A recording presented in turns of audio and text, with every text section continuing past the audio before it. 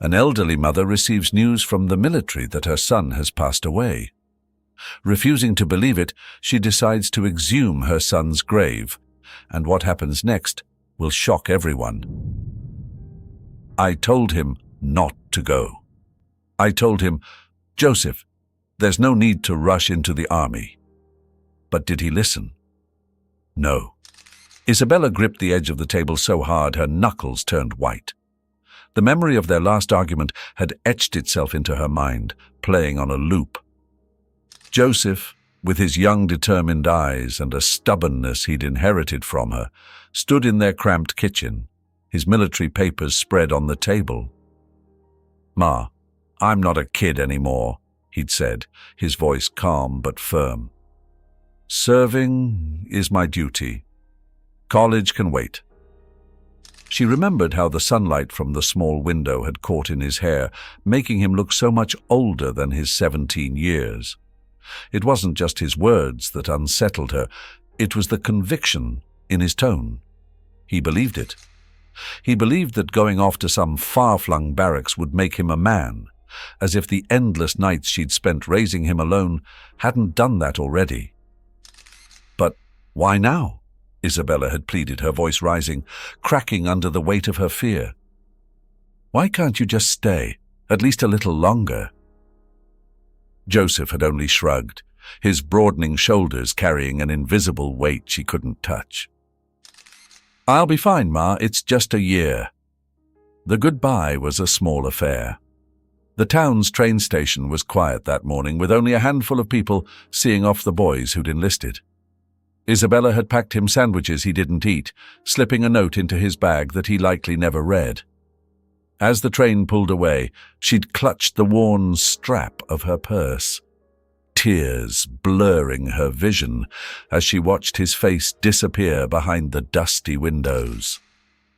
"He'll be back before you know it," a neighbor had said, patting her shoulder with the kind of practiced sympathy small towns were built on.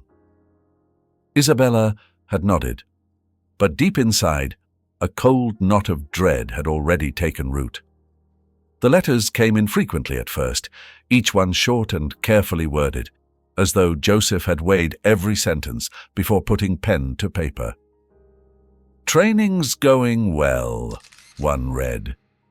"The food's not great, but the guys are decent."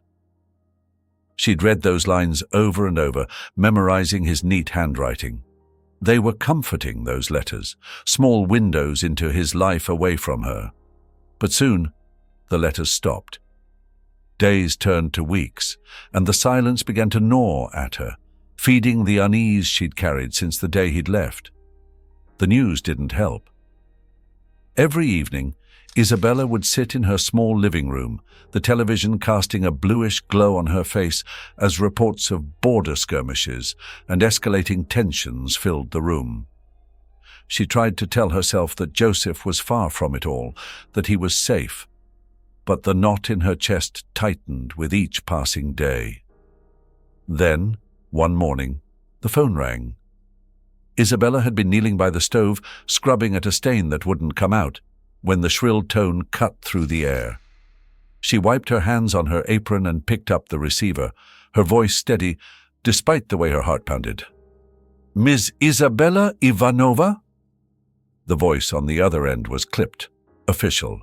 "Yes," she replied, already sensing the worst. "This is the regional military office.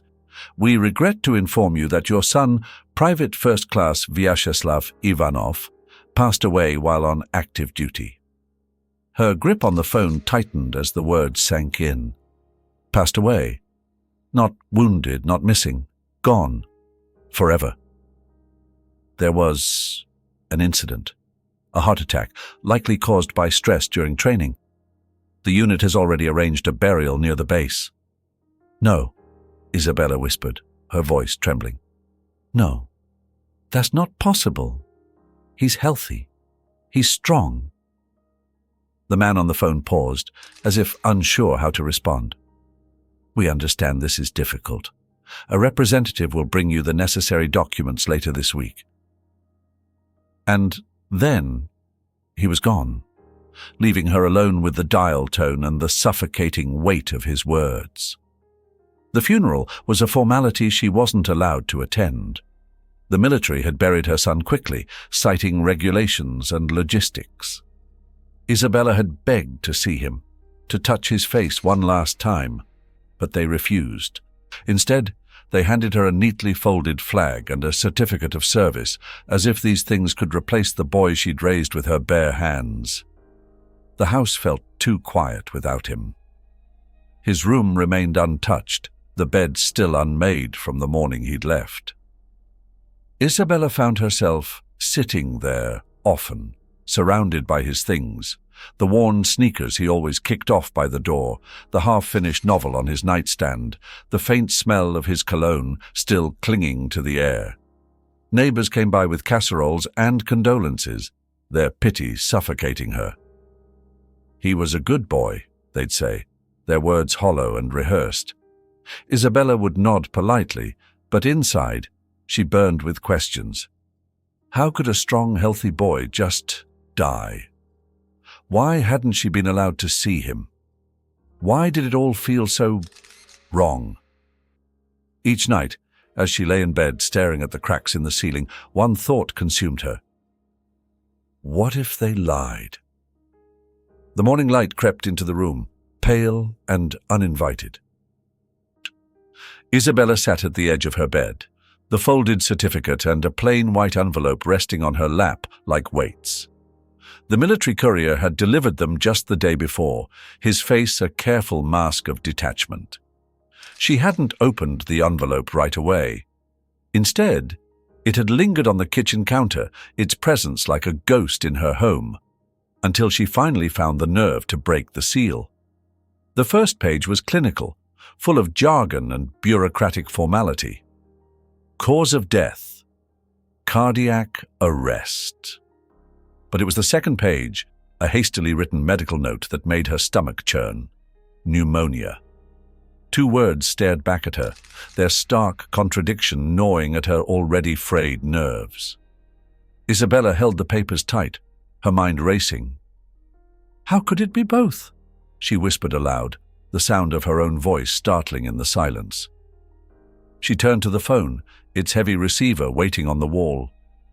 For a brief moment, she hesitated, then dialed Lena's number. The girl picked up on the 3rd ring, her voice groggy but familiar. By afternoon, Lena was sitting at Isabella's kitchen table, the medical note spread out before her. She traced her finger over the typed lines, her brows furrowing. This doesn't make any sense, Lena said, shaking her head. Heart attack, pneumonia, those aren't the same thing. Isabella sipped her tea, though it had long gone cold. That's what I thought. They're lying to me, I feel it. Lena sat back, her eyes narrowing. If they're lying, then why? What are they trying to hide? For a moment, neither of them spoke, the unspoken question hanging heavy in the air. Isabella's gaze drifted to the window, the bare trees outside swaying in the winter wind. The truth was out there somewhere, but it wasn't going to come to her. She had to go to it. The next morning, they boarded an early bus bound for the nearest city, where Joseph's military base was located. The ride was long and quiet, broken only by the occasional hum of conversation from the few other passengers. Isabella stared out the window, her thoughts an endless loop of what-ifs. What if the military was covering something up? What if Joseph hadn't died the way they said? What if he hadn't died at all? Lena sat beside her, flipping through a notebook she'd brought along. If they give us any trouble, she murmured, we'll demand to see the grave. They can't keep you from your own son. Isabella nodded, though her heart was heavy with doubt. She'd heard stories about military families who'd never gotten answers, their questions buried under layers of bureaucracy. But she wasn't like them. She couldn't be. Joseph deserved better than that. When they arrived at the base, the air was cold and biting, the kind that made your breath visible with every exhale. Isabella pulled her coat tighter around her as they approached the main office. The clerk behind the desk barely looked up when she explained why they were there. "I'm sorry, ma'am," he said flatly, his fingers tapping at a keyboard. "But the case has been closed. We can't provide any more information." "But this—" Isabella thrust the papers toward him. "This doesn't add up. Look at it. You're telling me my son died of a heart attack and pneumonia at the same time?" The clerk frowned, but didn't reach for the papers. "I'm not authorized to discuss medical details. If you have concerns, you'll need to submit a formal request through the proper channels." "And how long does that take?" Lena cut in, her voice sharp. "Weeks. Months. She's his mother.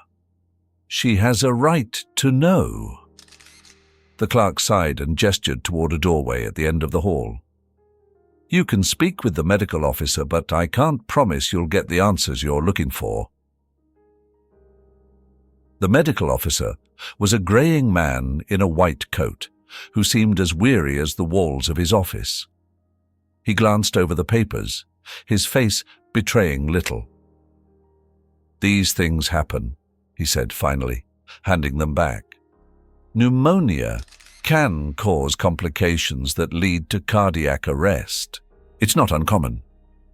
"But why wasn't I told that in the first place?" Isabella pressed, her voice rising.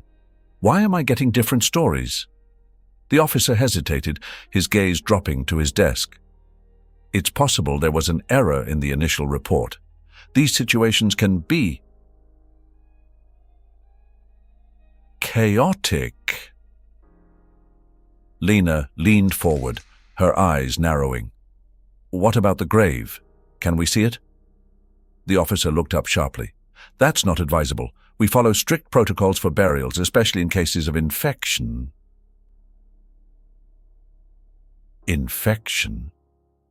Isabella's voice was barely above a whisper, the word chilling her to the bone. "Pneumonia can be contagious," he said. "Exhumation isn't something we take lightly." Later, as they stood in the farthest corner of the base cemetery, Isabella felt a wave of unease wash over her. Joseph's grave was marked with a simple wooden cross, his name and dates etched into a small metal plaque. But as Lena crouched to examine it more closely, her sharp intake of breath made Isabella's heart skip. "What is it?" she asked, her voice trembling. Lena pointed at the plaque. "The date. It says he was born a day later than he actually was."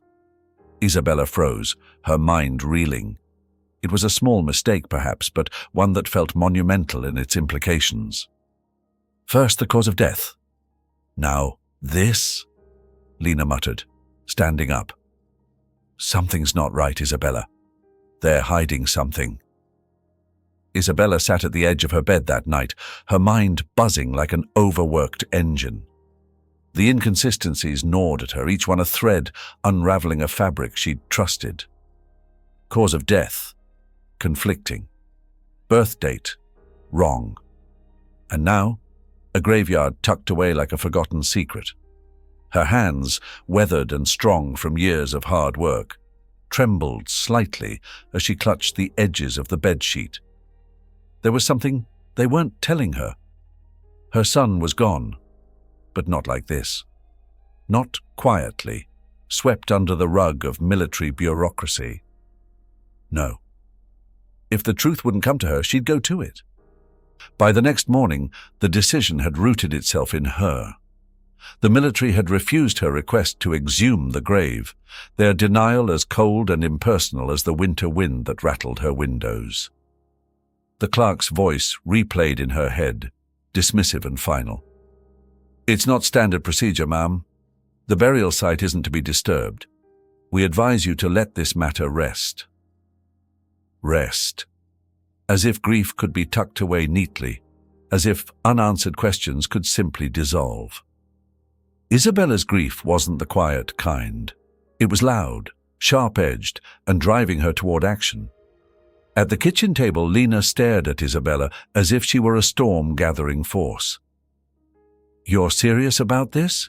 Isabella nodded. her gaze steady. "I have to see for myself. If they won't let me, I'll find another way." "That's illegal." Lena's voice dropped barely above a whisper. "You could get into real trouble for this." "I don't care about trouble. My boy deserves the truth." Lena hesitated, her hands curling into fists on the table. "If you're doing this, I'm helping.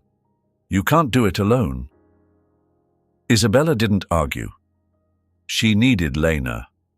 But they needed more than just the two of them. The train station was quieter than usual that afternoon, its benches occupied by a handful of drifters bundled against the cold. Isabella scanned the crowd with a calculated eye, her focus landing on two men by the corner. They looked rough, weathered faces, torn coats, the kind of men used to living on the margins. She approached cautiously, Lena trailing behind. "Excuse me," Isabella began, her voice firm but kind. "I need help with something. It's delicate work and I'll pay." One of the men, gaunt and wiry, squinted up at her. "What kind of work?" "Digging," she said, her words deliberate. "One night's effort. I'll pay 200 each." The second man, stockier with a patchy beard, exchanged a look with his companion. "Digging, huh? What's in it for us besides the cash?" "Nothing," Isabella replied flatly.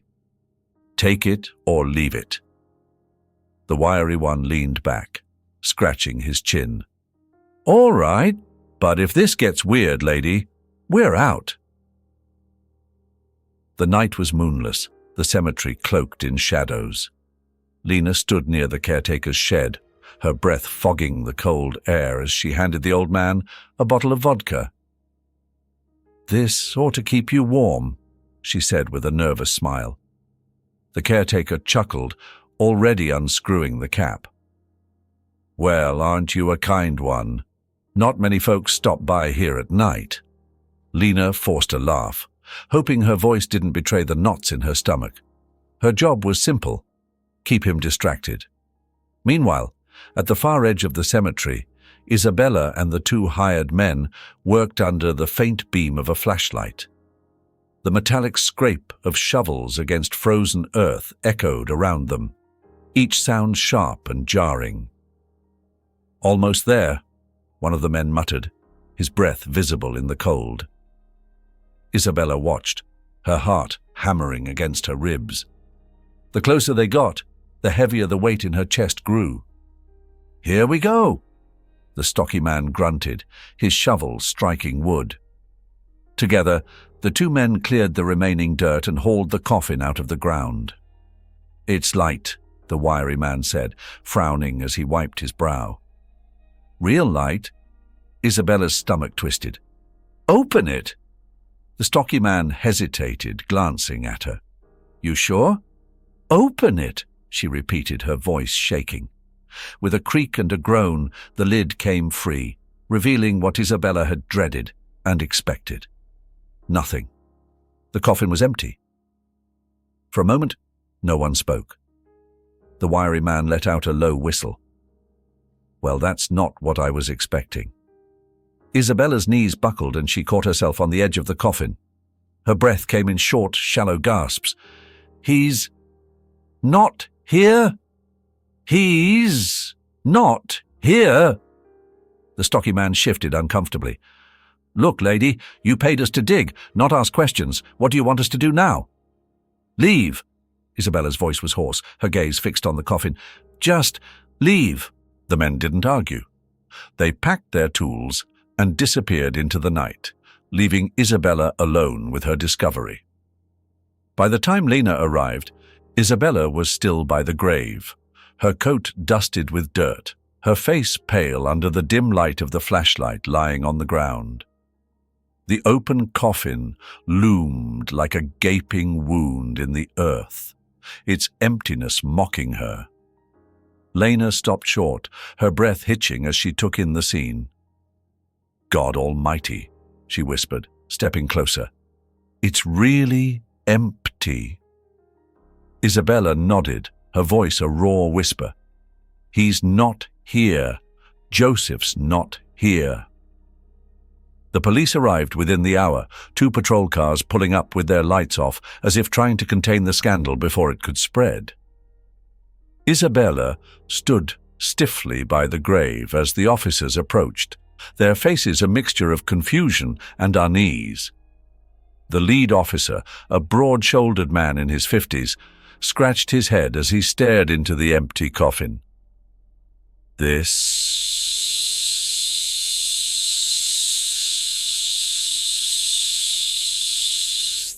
ain't what I expected to find tonight. Neither did I, Isabella said, her tone biting. Now, maybe you can help me figure out where my son actually is. Another officer murmured something into his radio, his expression grim.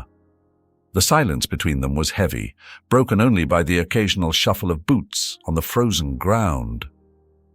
"This is above us," the lead officer finally muttered, turning to Isabella. "We'll need to get someone from the military to weigh in on this.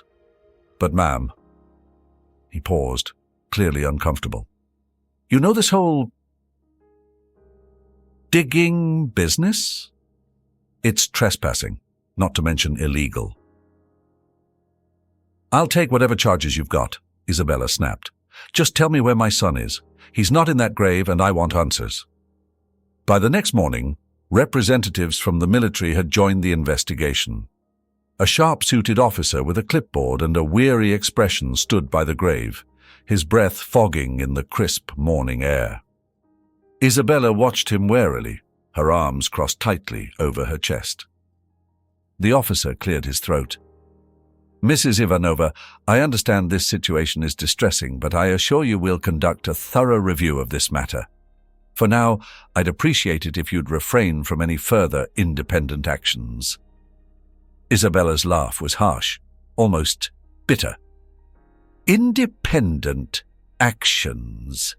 You mean digging up the grave where you told me my son was buried, the one that's empty?" The officer's expression tightened. "There may have been an administrative error. These things happen during unusual circumstances."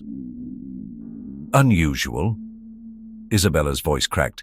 "You told me he was dead. You buried an empty coffin and called it done. And now you're standing here telling me it's an error. Where is my son?" The officer glanced at the other military personnel, as if hoping one of them would step in. When none did, he sighed and looked back at Isabella. "We'll need to review all relevant documentation. That process will take some time." "You've had months," Lena cut in, her voice sharp. "How much more time do you need to figure out how you lost a soldier?" Later that day, Isabella and Lena were back in Isabella's kitchen, poring over the papers the officer had provided. The documents were dense with jargon, the kind of language designed to obscure more than it revealed. Isabella's eyes burned from scanning the pages, but she couldn't stop. Somewhere in this mess, there had to be a clue. "This part," Lena said suddenly, pointing to a line in the report. "It says here, his unit was deployed to a classified location shortly before his death. But isn't that odd? If he died of a heart attack or pneumonia, why would they need to keep the location classified?" Isabella leaned in, her brow furrowed. "That doesn't make sense. None of it does." Lena's voice dropped to a near whisper. "What if he didn't die there? What if he's missing?" The idea hit Isabella like a blow. Missing. The word carried its own kind of agony, a cruel twist of hope mixed with despair. The next step was clear. They needed more information. Isabella's first instinct was to go straight to the military offices in the city, but Lena had another idea. "I know someone," she said hesitantly, "a guy who served with Joseph.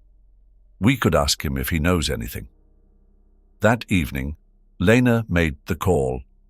The man, a former soldier named Yura, agreed to meet them at a small diner on the edge of town. Isabella recognized him immediately. He'd been to her house once, years ago, with Joseph. Yura was thinner now, his face lined and his hair starting to grey at the temples. He sat hunched over his coffee, his hands restless. "I don't know much," he began, glancing nervously around the room. "But I'll tell you what I can." He described a nightmarish scene, a routine training exercise that had gone horribly wrong. The unit had been stationed near a volatile border region, and what started as a drill had turned into chaos when live fire broke out. "Everything happened so fast," Yura said, his voice low. "One minute, we're running drills. The next, we're under attack.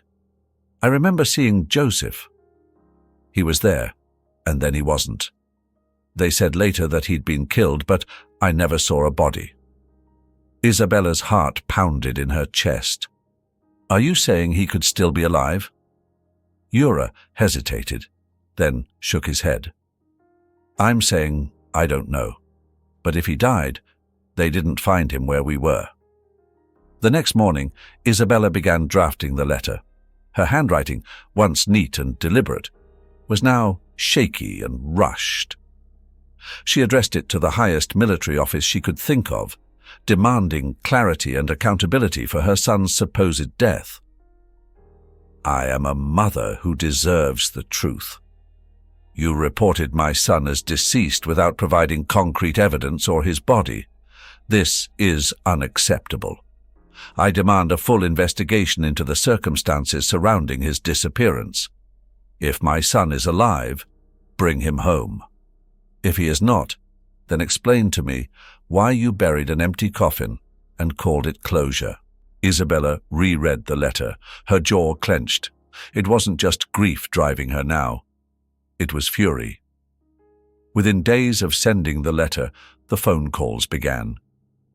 The first came in the middle of the afternoon, a clipped male voice on the other end. "Mrs. Ivanova, this is Captain Resnick.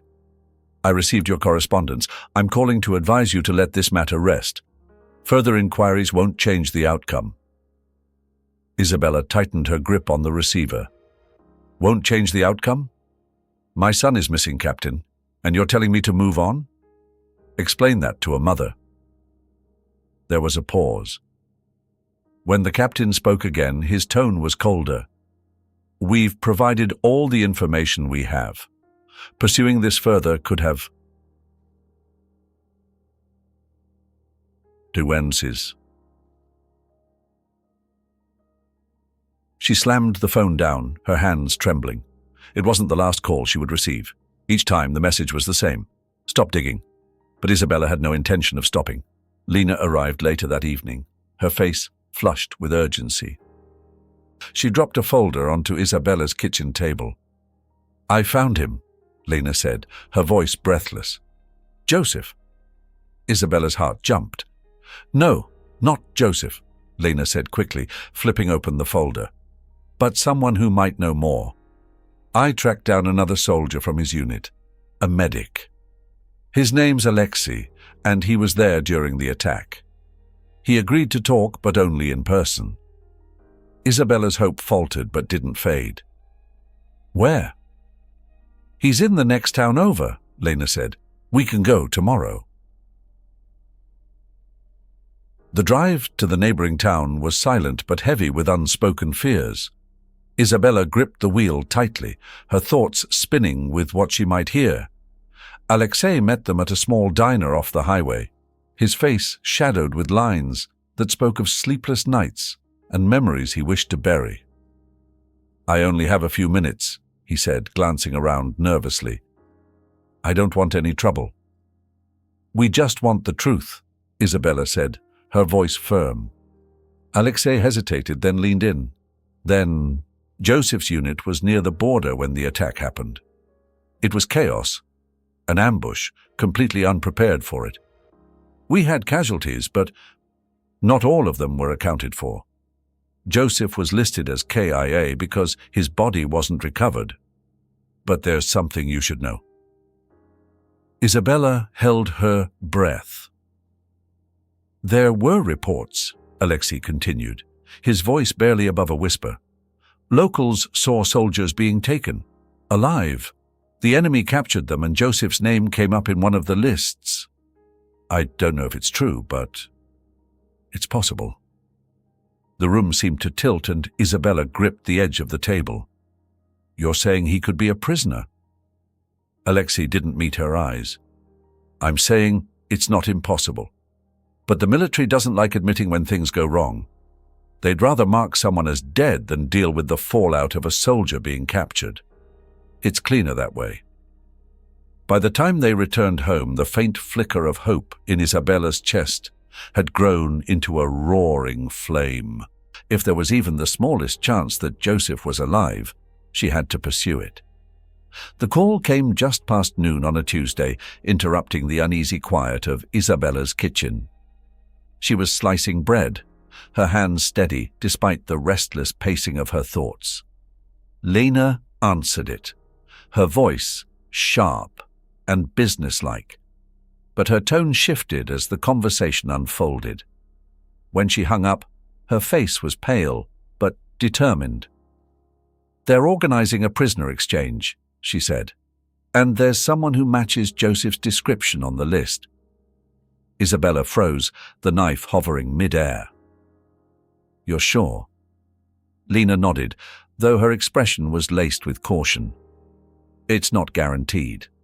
They wouldn't confirm names. But it's a chance. The next morning, Isabella and Lena stood outside the gates of the military compound where the exchange was set to occur. The biting wind did little to deter the small crowd of journalists, officials, and families clustered nearby. Isabella's scarf barely shielded her face, but the cold was the least of her concerns. Hours passed with no word. Soldiers milled about, vehicles came and went, but no one offered any information.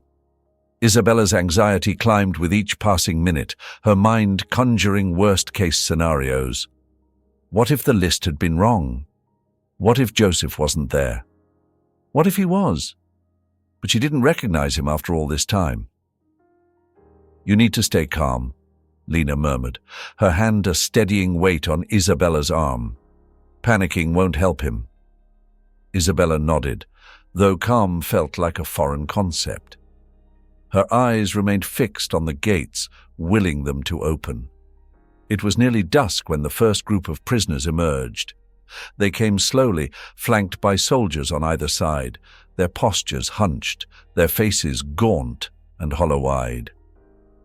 Isabella's heart thundered in her chest as she scanned the line, her breath catching on each unfamiliar face. The minutes dragged on. Another group was brought out, and then another, each one blurring together in her mind. Isabella felt a sharp ache of disappointment creeping in, but she refused to give up. She leaned forward, gripping the barricade as if sheer willpower could bring Joseph to her. And then she saw him. He was thinner than she remembered, his face drawn and shadowed by exhaustion. His uniform hung loose on his frame, and his movements were slow, careful, like someone learning to walk again. But there was no mistaking him. Joseph. Joseph! Isabella's voice broke as she called his name, the sound raw and desperate. The young man turned at the sound, his hollow eyes meeting hers. For a moment, he simply stared, as though he couldn't believe what he was seeing. Then recognition dawned, and his expression cracked, tears streaming down his face. "Mom?" he whispered, his voice hoarse. Isabella didn't wait. She pushed past the barricade, her legs unsteady but her determination unwavering. Soldiers moved to stop her, but one glance at the reunion unfolding before them made them step aside. She reached him in seconds, her arms wrapping around him with a fierceness that belied her frail appearance. Joseph collapsed against her, his sobs muffled against her shoulder. For the first time in months, Isabella felt whole. Joseph sat at the small table in the compound's infirmary, his hands wrapped around a steaming cup of tea. He barely sipped it, his gaze fixed somewhere far beyond the beige walls. Isabella sat across from him, her eyes never leaving his face. For so long she had pictured this moment, what she might say, how she might react. But now words felt small and fragile, unable to hold the weight of what they had both endured. "They hit us just before dawn," Joseph said suddenly, his voice quiet but steady. "We didn't even see them coming. I was running drills with the others, and then gunfire, explosions. Everything fell apart so fast." Isabella clenched her hands in her lap, resisting the urge to reach across the table. She knew better than to interrupt. "I got hit," he continued, motioning to his side. "Just a graze, but it knocked me off my feet. When I woke up, I wasn't on the field anymore. They'd taken me and a few others. We were loaded into trucks, blindfolded, and driven. I don't know where." His voice faltered for a moment, and Isabella could see the weight of those memories pressing down on him. "They kept us in this dark place. Barely enough food, no medical care. We took turns keeping each other sane. I think that's the only reason I'm still here. The others, and you." He looked up then, his eyes meeting hers. "I kept thinking about you, Ma. I told myself I couldn't die there." Tears slipped down Isabella's cheeks, but she didn't bother to wipe them away. "You're home now," she whispered. "That's all that matters." The journey back to their village was a blur of quiet conversations and shared glances. The military arranged transport for them, a small convoy that carried Joseph and other released prisoners to their respective families. Isabella kept her hand on his knee the entire ride, as if afraid he might vanish if she let go. When they arrived, the entire village seemed to be waiting. Neighbors, old friends, even children who barely knew Joseph had gathered by the roadside. As the convoy rolled in, cheers erupted, their joy breaking through the crisp evening air. Isabella saw familiar faces, her next-door neighbor clutching a bouquet of flowers, the baker with his flour-dusted apron. These were people who had grieved with her, who had shared her pain in silence. Now they shared her joy. Joseph stepped out of the vehicle, his movements slow, almost hesitant. He looked thinner, older, his once bright eyes shadowed by everything he had seen. But as the crowd surged forward, clapping him on the back and pulling him into hugs, something softened in his expression. "Welcome home!" someone shouted. "We thought we'd never see you again, boy!" The village organized a small gathering that evening, a makeshift celebration in the town square. Lanterns hung from trees, casting a warm glow over the crowd. There was food and music, laughter mixed with tears as Joseph retold snippets of his story to those who asked. Isabella stood close by, watching him with quiet pride. For the first time in months, her heart felt lighter. But the nights were harder. In the quiet of their home, the weight of Joseph's memories pressed heavily on him. Isabella would find him sitting in the living room long after midnight, his face drawn and his hands clenched tightly on his knees. He didn't speak much during those moments, but she didn't need him to. She would sit beside him, her presence a quiet reassurance. "It doesn't go away, does it?" he asked one night, his voice barely above a whisper. She shook her head. "No, but it gets easier, and I'll be here for all of it." Joseph's lips twitched into a faint smile. "Thanks, Ma." Lena visited often. At first, her presence seemed to unsettle Joseph, like a reminder of a life he wasn't sure he could step back into. But Lena was patient, meeting him where he was, instead of where he used to be. They spent hours talking in the garden, their voices low as they sifted through the pieces of their shared past. One afternoon, Isabella peeked out the window to find Lena handing Joseph a small notebook. He flipped through it, his expression softening as he recognized the sketches and scribbled notes she had kept during their time apart. Isabella didn't interrupt. Instead, she watched as Lena's gentle persistence began to thaw the walls Joseph had built around himself. Over time, the distance between them faded. Their conversations grew warmer, filled with quiet laughter and shared hopes. One evening, as they stood by the fence watching the sun dip below the horizon, Joseph reached for Lena's hand. She didn't pull away. The courtroom was packed, the air heavy with anticipation. Isabella sat near the front, her back straight, her hands resting in her lap. Though her heart pounded, her expression was calm, resolute. This was not just about Joseph anymore. This was about every family who had been handed a folded flag and a story that didn't add up. One by one, military officials were called to testify. Their polished uniforms and stoic faces couldn't mask the cracks in their statements.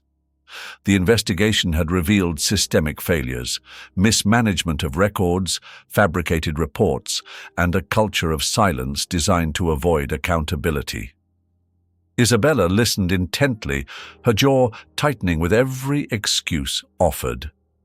When her turn came to speak, she stood with a steady grace that belied the fire in her chest. "I am here today not as a lawyer or an expert," she began, her voice clear. "I am here as a mother who buried an empty coffin and was told to move on, a mother who refused to let her son's story end in lies." She glanced at the panel of judges, her gaze unwavering. "You failed him, and you failed me. But this isn't just about my family. How many others have been handed the same lies? How many voices have gone unheard?" Her words carried the weight of every sleepless night, every tear shed, every moment of doubt she had endured. By the time she finished, the room was silent. The trial concluded with several high-ranking officials being demoted or dismissed. Some faced more serious consequences, their actions deemed negligent or even criminal.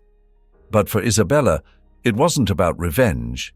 It was about ensuring no other mother would endure what she had. In the weeks that followed, the military announced sweeping reforms. New protocols were implemented to ensure greater transparency in handling casualties and missing soldiers. A hotline was established for families seeking information, and an independent oversight committee was formed to hold the military accountable. Isabella was asked to join that committee, and though she hesitated at first, she ultimately accepted. Her presence was a reminder that behind every policy, there were lives at stake. At home, life began to settle into something resembling normalcy. Joseph focused on his studies, throwing himself into his coursework with a determination that bordered on obsession. Lena became a constant presence, her calm encouragement grounding him during moments when the past threatened to resurface. One afternoon, Lena found Joseph sitting at the kitchen table, a notebook open before him. "What's this?" she asked, peering over his shoulder. "I'm writing something for the veterans group," Joseph said, his pen pausing mid-sentence. "They want me to talk about my experience. What it was like. What helped me get through it." Lena rested a hand on his shoulder. "That's important, Joseph. People need to hear it." He nodded, his expression thoughtful. "I just want it to mean something. I want what happened to matter somehow." Months later, as spring painted the town in soft greens and yellows, Isabella found herself standing in the church, surrounded by familiar faces. The pews were filled with neighbors and friends, all gathered for a celebration. Joseph and Lena stood at the altar, their hands clasped tightly together. Isabella's chest swelled with emotion as she watched her son exchange vows with the woman who had stood by him through every trial. When the ceremony ended, the church erupted in applause. Outside, the town square had been transformed into a festive gathering, complete with food, music, and laughter. Isabella mingled among the guests, her heart light as she watched Joseph and Lena share their first dance. Later, as the evening wound down, Joseph approached her. "Thank you, Ma," he said softly, his eyes shimmering. "For what?" she asked, her brow furrowing. "For never giving up on me," he replied. "For everything." Isabella smiled, pulling him into a hug. "I'd do it all over again if I had to." The years that followed were marked by quiet growth. Isabella continued her work with the Oversight Committee, advocating for families and pushing for reforms. She became a symbol of resilience and determination, her story inspiring others to speak out. Joseph thrived at university, his studies in engineering providing him with a renewed sense of purpose. He began volunteering with organizations that supported veterans, sharing his story and offering guidance to those struggling to adjust to life after service. Lena was his anchor, her steady presence helping him navigate the challenges of healing. Together, they built a life filled with hope and possibility. One summer evening, Isabella sat on the porch of her home, a cup of tea warming her hands. The garden was in full bloom, the air fragrant with the scent of lilacs. Joseph and Lena were inside, their laughter drifting out through the open window. She thought back to the dark days, the nights when hope had seemed like a distant memory. It wasn't that the pain had disappeared, some wounds never truly healed. But it had softened, replaced by a quiet peace that came from knowing she had done everything she could. Isabella closed her eyes, a small smile tugging at her lips. She had fought for her son, for the truth, for justice. And now, as the sun dipped below the horizon, she allowed herself to rest. The future stretched out before them, uncertain but bright. And for the first time in years, she felt ready to face it. The story of Isabella and Joseph is a deeply moving journey of resilience, love, and the unbreakable bond between a mother and her child. Isabella's determination to uncover the truth about her son, despite the overwhelming odds, highlights the extraordinary strength of a parent's love. Her journey from despair to hope, and eventually to peace, reflects the raw, unfiltered reality of grief and healing. Joseph's story is equally poignant. His survival as a prisoner of war and his ability to rebuild his life after enduring unimaginable trauma underscore the human spirit's ability to persevere. His decision to use his experiences to help others shows how pain, when met with courage, can be transformed into a source of strength and purpose. At its core, the narrative speaks to the importance of truth, justice, and the connections that sustain us through life's darkest moments. Isabella's advocacy for other families and her refusal to let Joseph's story be buried in lies is a testament to the power of standing up for what is right. The story teaches us that love, when coupled with resilience, can triumph over even the deepest sorrows, leaving a legacy of hope, healing, and human dignity. If this story touched your heart, don't forget to like and share it. Leave a comment to tell us how it inspired you. And, if you haven't already, subscribe to the channel. May God bless you and be with you every step of the way.